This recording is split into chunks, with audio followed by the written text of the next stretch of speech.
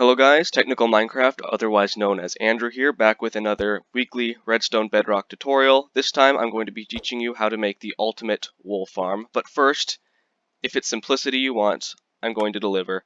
I'm going to show you first a very simple design that doesn't require a lot. So first off, you're going to need to place 2 grass blocks in front of your dispenser right here, just like this. Then you're going to place 2 glass of any type, it doesn't really matter. And what this does is it encases this grass right here. So the sheep that's in this section right here will of course eat this grass, but it can't eat this grass over here. So this grass will then spread to this grass, continuing the cycle over here. Now here's the simple part. You can place an observer right here, and this will detect the block update, the grass turning into dirt because the sheep is eating it. Then you just need to place a redstone torch right here and a block. That's it. Just make sure that when you put those sheep right here, it's sheared automatically, or else this will not work. So what's happening is when this grass block is updated by the sheep eating the grass on top of it, this observer is activated, which activates this torch, or deactivates this torch, then activates it once again, which will activate this dispenser, which will have shears in it, and that'll shear the sheep. So now I'm going to be teaching you a much more complex design for this automatic sheep farm. So first, below your dispenser right here, you need to place a block. Then you need to place your 2 grass blocks along with the 2 glass right here. Now this is where your sheep will be going. Now this setup works because the sheep is actually, I believe, 1.25 blocks tall. So it is in this dispenser's hitbox. So then you just need to hook this up to a clock, and the specific clock we'll be using will go like this. You're going to kind of make a curve right here and a little protuberance right here. So then this is the skeleton for your clock, and to stop making it a skeleton, making it an actual clock, you're going to need to place a redstone torch right here, a repeater going in this direction, and if I can get this redstone dust right here, a redstone dust like this. Now as you can see, it constantly triggers the observer right here, and you can see the smoke coming out. Don't worry, this won't run down the durability of your shears, as you can see. And one other thing to note is that when you take an item out of this dispenser and there's nothing, you can kind of hear that annoying beeping noise. So that can kind of act as an alert as to the dispenser being empty. Now what you can do to kind of give it a user input is place a lever right here. And when this lever is active, that stops all of the functioning here in the entire module for the sheep farm. So this stops the clock, and it doesn't need to be this block that's powered, it can also be this block. Whoop. Or it can be this block right here, or this block. But as long as one of these blocks is hard powered by a lever or by any other input like a redstone repeater, it'll turn off. So that's just something to note. So this is once again another very simple sheep farm. You could leave it at this, just a clock going around and around. But here's the thing. How are you going to refill this? But you could put a slab right here and reach the dispenser from here.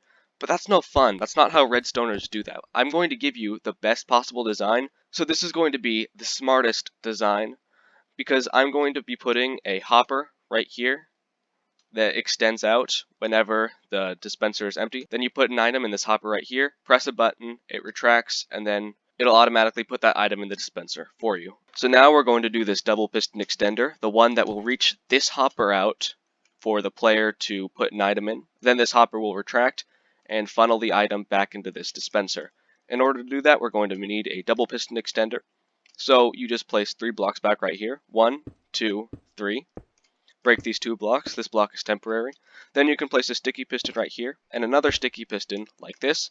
Break this original block, and then above this place 2 solid blocks, one right here and the other right here. Then you need to place an observer facing up at the sky. Then you're going to need to place 2 redstone dust, one right here and then another right here.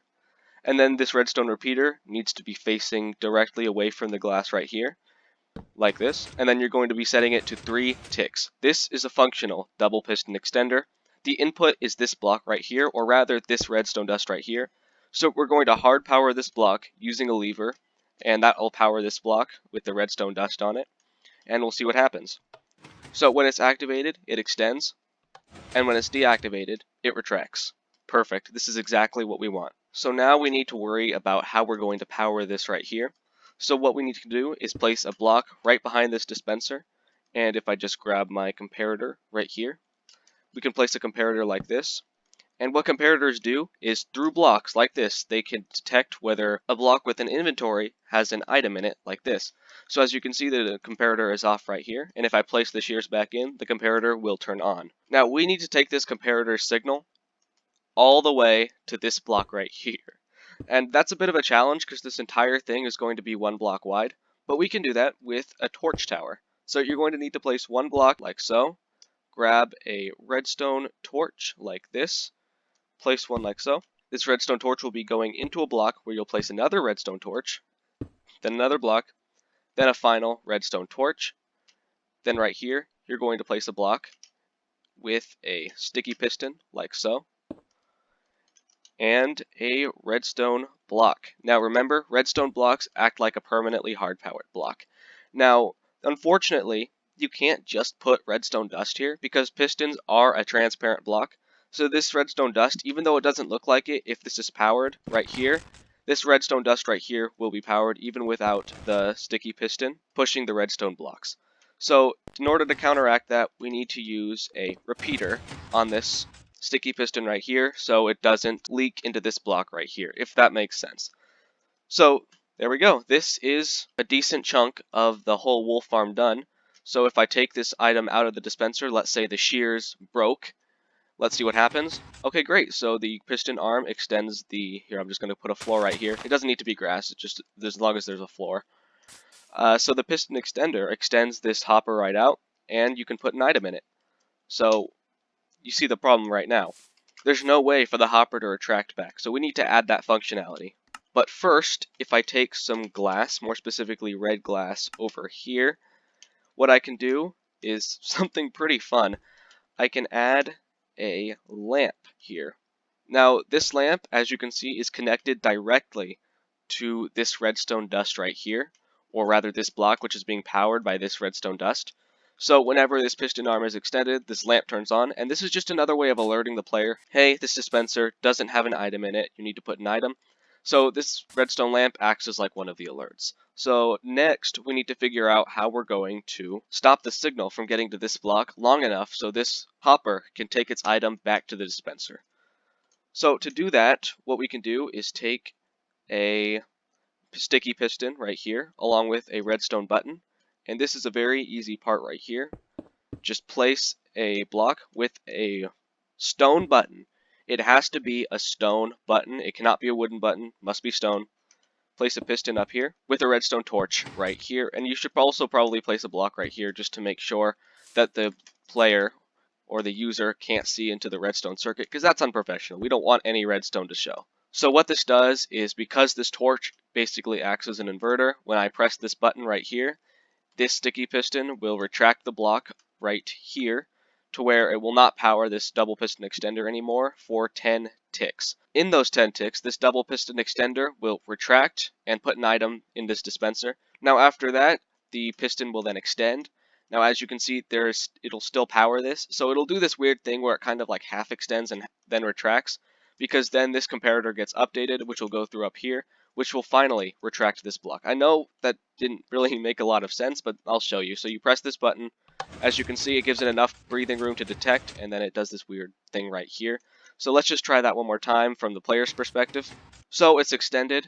The redstone lamp is active, meaning it needs a new pair of shears. So I'm going to go ahead and put a pair of shears right here, press this button. It'll do a weird thing in the middle, but then eventually it'll actually put the item back into the dispenser, and this is your entire wool farm right here. Now if I just turn it on, and now I'm going to place a sheep over here. There we go. It'll constantly be checked if it needs to be sheared or not, and eventually the sheep will eat this grass right here. This grass will grow back, and it'll continue the cycle. Look at that. So obviously we need some sort of collection system right here. So in order to do that, we're going to have a hopper with a minecart. So this kind of machine right here is meant to be stacked, obviously with like a wall in between it. So you just have a wall like this, and then another module directly over here, and then over here, and then over here, and then over here.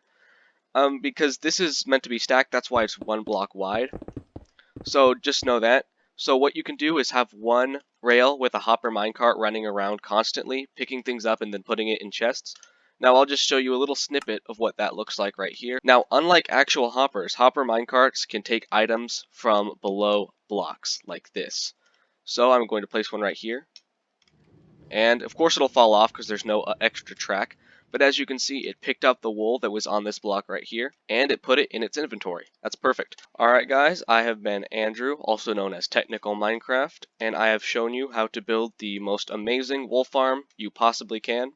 For other tips, you can go to my Instagram at technical_Minecraft. For the same tutorial, I will be posting the same tutorial, but in a little bit of a different format. I will be posting it with diagrams and pictures and words. So if you prefer your tutorials like that, you can go ahead and go to my Instagram after this video. I will leave the link in the description below. If you want more weekly redstone tutorials, then you can subscribe to my YouTube channel. And other than that, that's about it. Thank you very much for watching and supporting my channel, folks.